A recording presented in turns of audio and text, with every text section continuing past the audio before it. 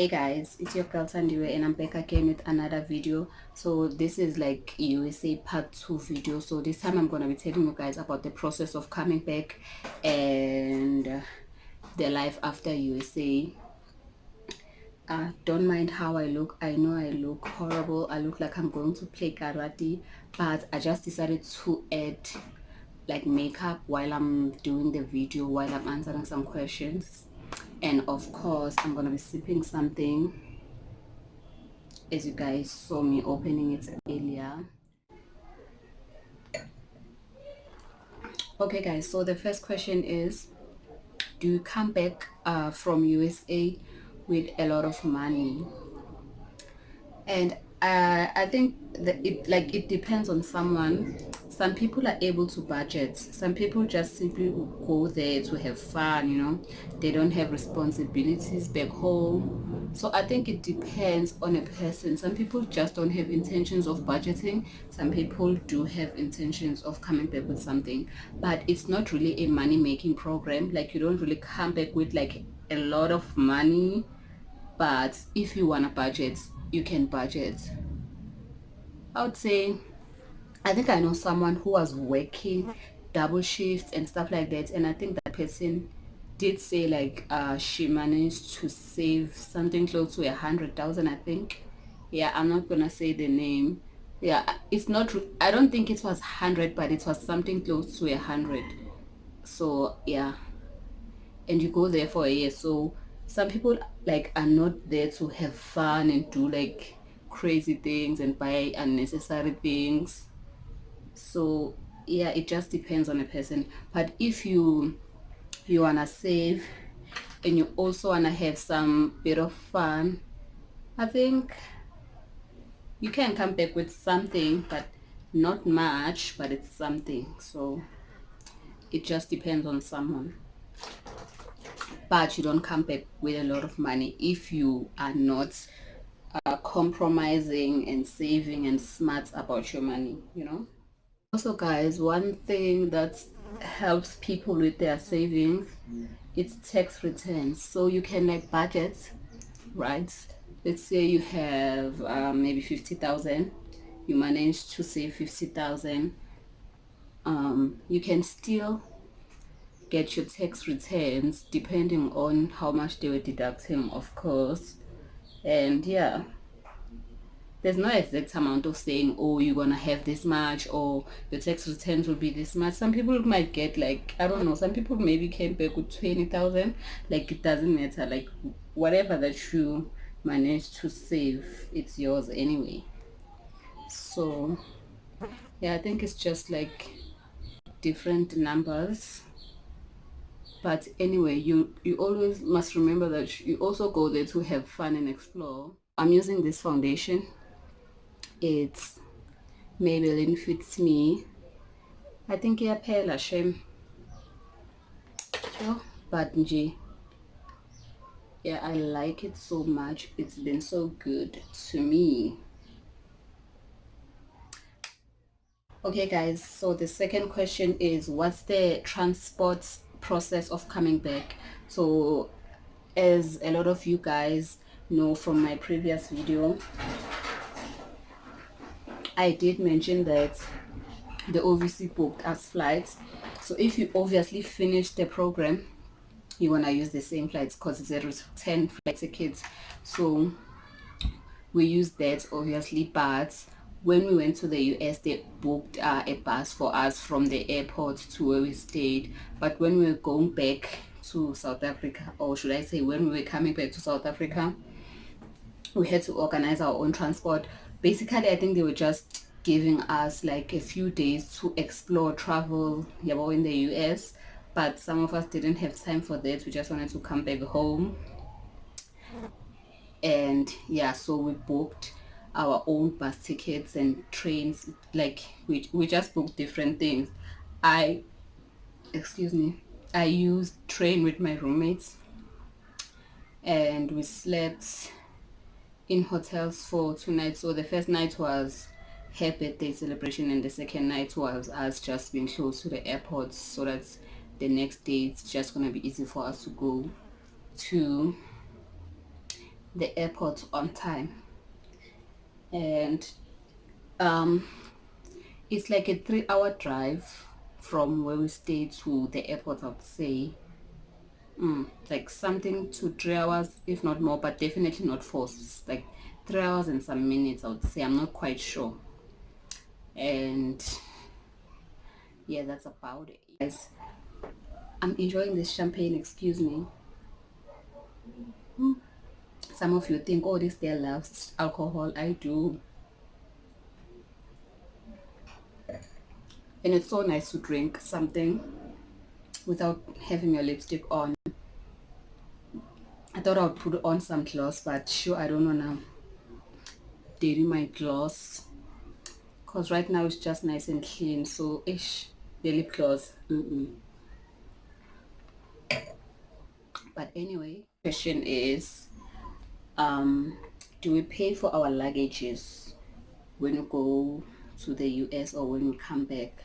So when we go to the US, they told us our luggages shouldn't be more than, I think, 23 kg. I'm not quite sure.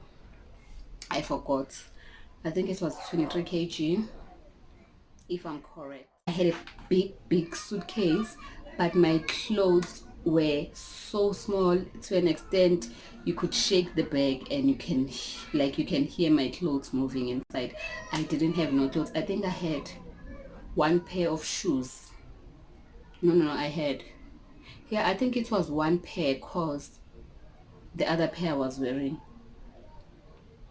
Yeah, I didn't have a lot of clothes, and sure, guys, I left a lot of things. Shame. I only had one pair of pajamas, no gown, no nothing.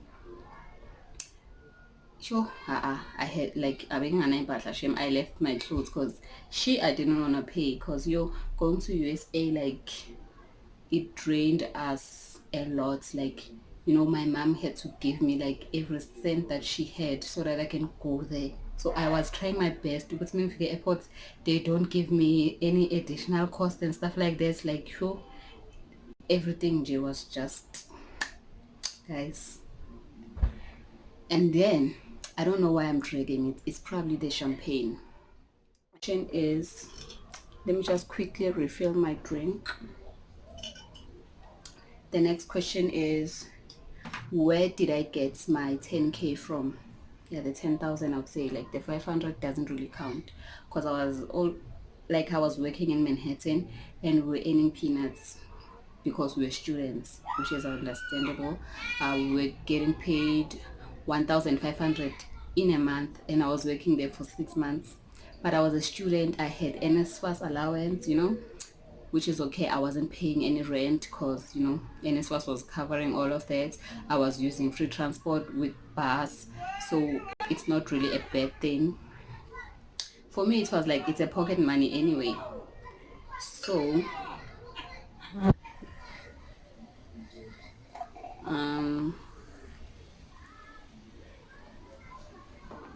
I don't know why I'm not really just pouring this. The next question is, where did I get my... Sure, I look so bad. Can I just quickly remove this thing in my head? Because you guys, I'm about to put on my lashes. These lashes are so long. I don't think I would ever wear this in public. No, your windows are online. You buy something and then when it gets here, sure, it's something different. This is super long, guys. Sure, I don't know. Can you see this? This, sure, I can't go anywhere with this. Shame. Not in South Africa, child. So guys, I just usually prefer wearing my magnetic eyelashes, because I don't know, I just feel like I'm not really good at installing lashes. So with the magnetic eyelashes, it's so easy. Like, it just directs you exactly where the lashes should be. Cause with magnetic eyelashes, I don't know, I'll show you guys one day, but you just simply put on the magnetic eyeliner, the liquid liner, and then you just put on your lashes on top of that. So here you put the glue here, and then you have to guys, this is a struggle. That's why I hardly put on the glue lashes, because sure, I'm not good, Shem. It's not my thing. It's really not. Sure, guys. Yo, guys, I don't know if I should record looking like this. I don't know if you guys can see something different, but these lashes. Okay, I think I'm opening my eyes too much, but like, I look so weird. Sure, guys, I'm taking these lashes off, okay? I'm not gonna take chances, child. You see the difference? I don't even have eyeshadow on, but look at the difference. I'm not doing this. Okay, guys, so the next question is, where did I get my 10,000 rands? I almost said dollars. That's why I was like, child, what the heck are you talking about? I had someone very, very close to me, like to my family basically, to take a loan for me. So the 10K was basically a loan, but I didn't take that loan. That person took a loan for me. And the nice thing was, when I go to the US, I thought I would budget for that 10K to give that person back the money. But I'm not really sure who came up with the idea, but me and my roommates decided to start a stokvel. So on each and every paycheck that we got, we would give each other like $100. So we were 7. So you would get $600 on top of your paycheck. So that was a nice thing. And the money was more than 10K. Was it?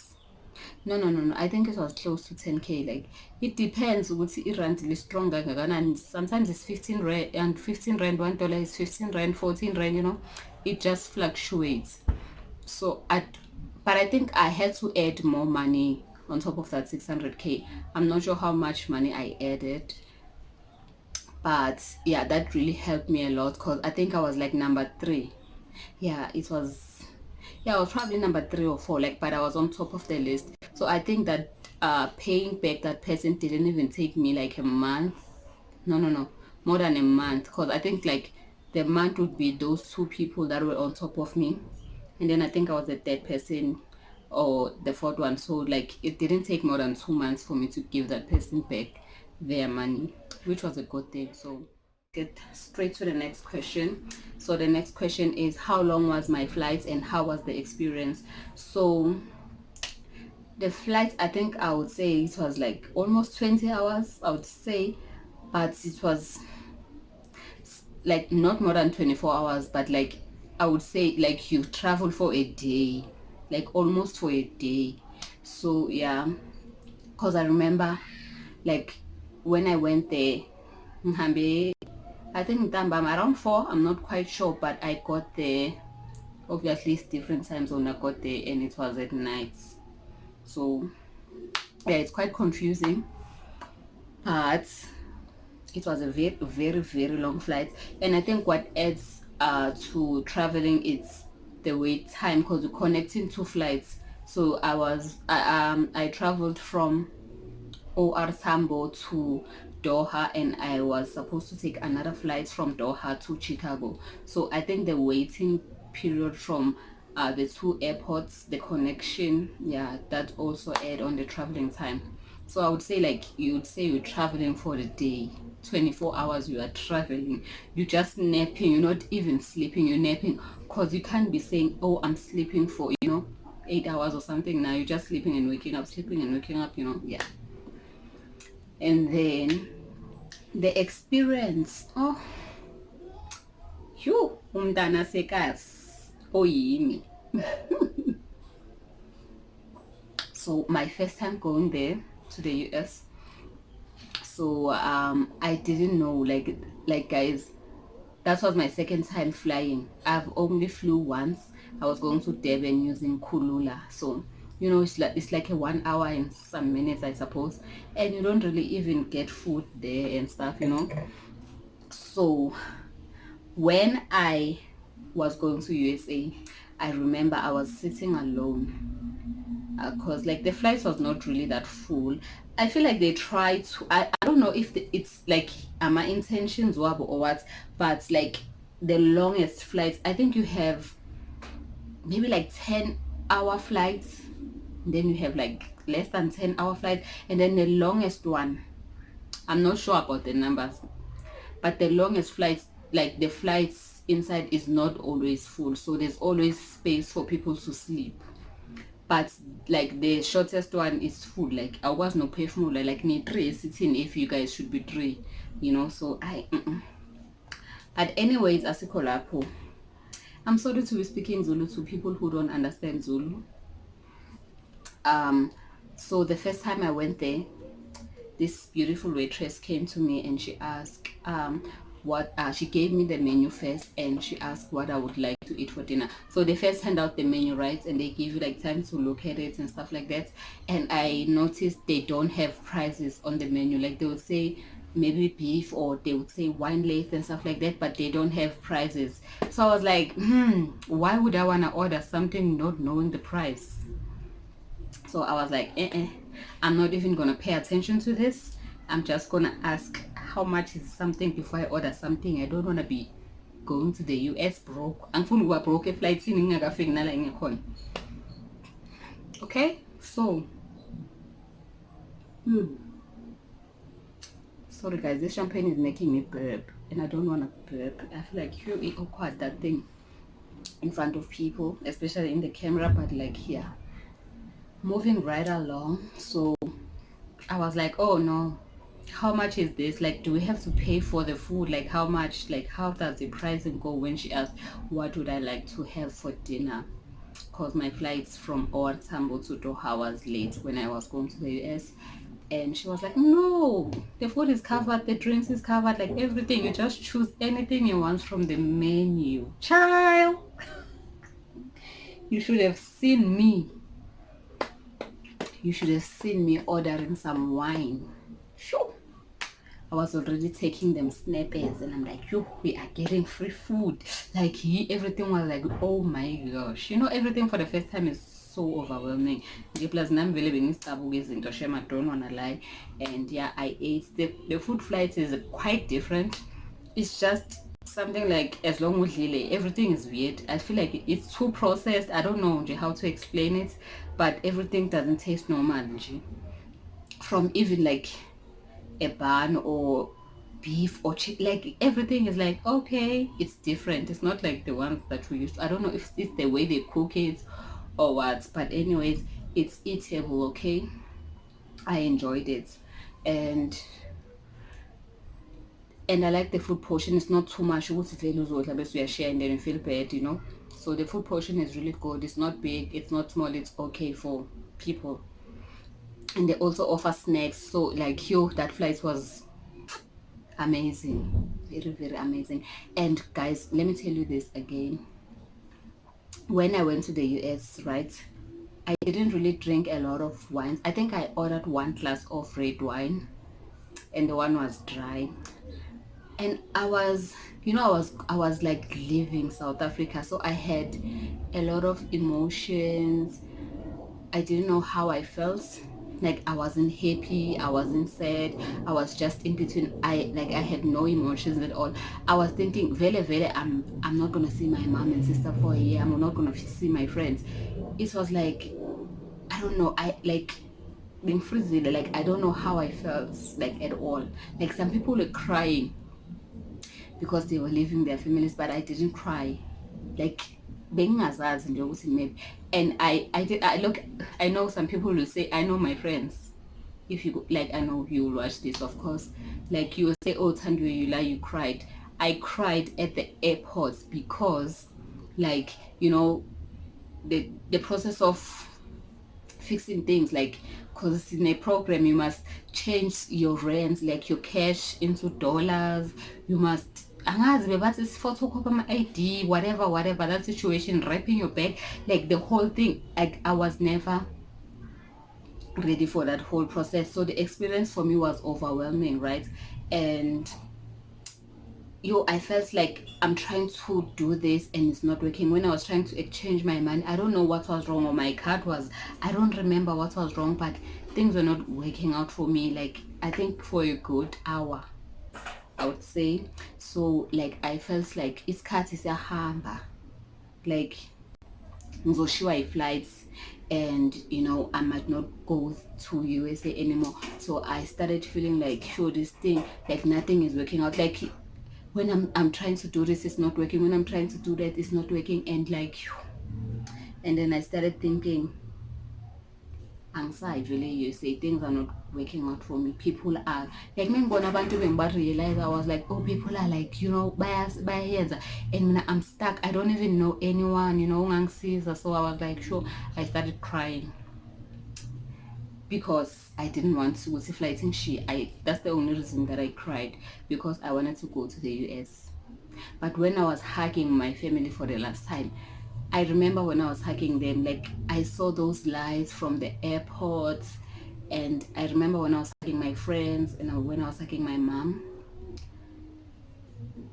like I was I was like a zombie. I don't know how I felt. Like I was like, I didn't believe it. I was like I didn't know what to think. What's very, very, I'm not gonna see these people for here. Like I was sure it was a different experience that I don't know. But yeah, I'm not really a crier, I would say, but sure, that day I really thought like ngale lang I'm gonna cry, but I didn't. I cried for different reasons. So back to it.